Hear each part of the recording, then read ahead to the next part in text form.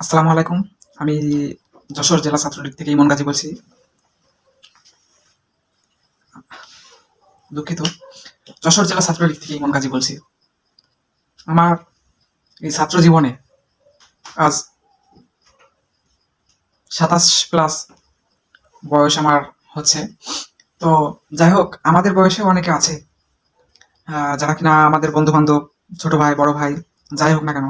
তো আমি আমার এই বয়সে একটা জিনিস উপলব্ধি করতে পারছি যে বর্তমান এই ভবিষ্যৎ প্রজন্মটা ব্যাপক ব্যাপক ভয়ঙ্কর একটা দিকে এগিয়ে যাচ্ছে। এরা ইতিহাস বিকৃত করতে খুবই খুবই পছন্দ করে। তার ছোট একটি উদাহরণ হলো মেথর না, মেজর ডালিম। মেজর ডালিম এসে যা ইচ্ছা তাই ভুলভাল বকে গেল, মিথ্যা অপপ্রচার করে গেল, বঙ্গবন্ধু শেখ মুজিবুর রহমানকে নিয়ে কথা বলে গেল, প্রেসিডেন্ট জিয়া রহমানকে নিয়ে কথা বলে গেল। এই প্রজন্ম মেজর ডালিমকে পবিত্র হাদিসের মতো গ্রহণ করে নিচ্ছে কিছু কিছু অংশ। এর কারণ কি?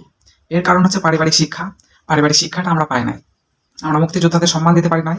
তো আমাদের যেটা আসলে এখন বর্তমান করণীয়, এই ভয়ঙ্কর প্রজন্মটাকে আমাদের কিভাবে আমরা এদেরকে বোঝাতে পারি? আমাদের বোঝানোর আসলে ততটা সক্ষমতা নেই। তারপর আমরা যতটুকু পারবো সেটা হচ্ছে আমাদের অনলাইন অ্যাক্টিভিটিসের মাধ্যমে আমরা সেই সমস্ত ভাইদের বলতে চাই, বোনদের বলতে চাই, আপনারা ফেসবুকে কোনো কথাই বিশ্বাস করবেন না। আমাকে আমার কথাও আপনার বিশ্বাস করতে হবে না। আপনি আমাকে যে সোশ্যাল মিডিয়া থেকে, যে সোশ্যাল সাইট থেকে দেখছেন না কেন, আমি বলতে চাচ্ছি, আমি যদি বলি 2+2 = 4, আপনার বিশ্বাস করার দরকার নেই।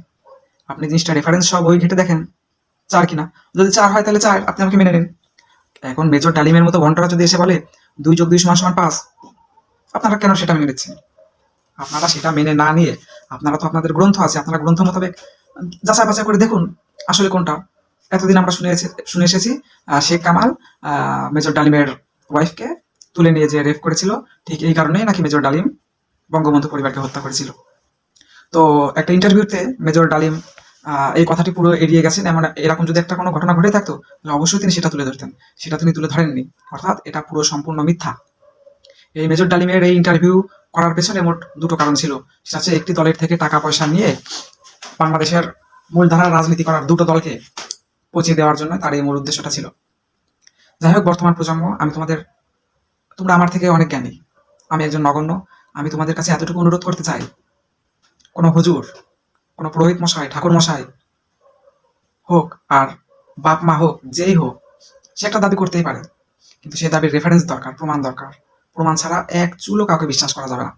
আর যদি আমরা এইভাবে যার তার কথায়, খুনিদের কথায়, জঙ্গিদের কথায় উদ্বুদ্ধ হয়ে তাদের কথাটাকে হাদিস হিসাবে মেনে নিয়ে চলি, তাহলে আমাদের নিজের, আমাদের পরিবারের, আমাদের সমাজের, আমাদের দেশের, পরিশেষে আমাদের পৃথিবীর জন্য ভয়াবহ একটা দিন অপেক্ষা করছে। তো আমি এতটুকুই আহ্বান আপনাদেরকে করছি, আপনারা সত্যের পথে চলুন। হ্যাঁ, আপনারা কেউ কোনো একটা হুজুর যদি একটা হাদিস বলে, আপনি সেটা বিশ্বাস না করে আপনি হাদিস গ্রন্থটা যাচাই বাছাই করে দেখুন। হুজুরকে বলুন কত নাম্বার অধ্যায় আছে, কত নাম্বার কি আছে, রেফারেন্সটা জানুন। কেউ যদি একটা গীতা থেকে একটা কোনো রেফারেন্স বলে, শ্লোক বলে, আপনি বলেন রেফারেন্সটা কোথায় কোথায় আছে।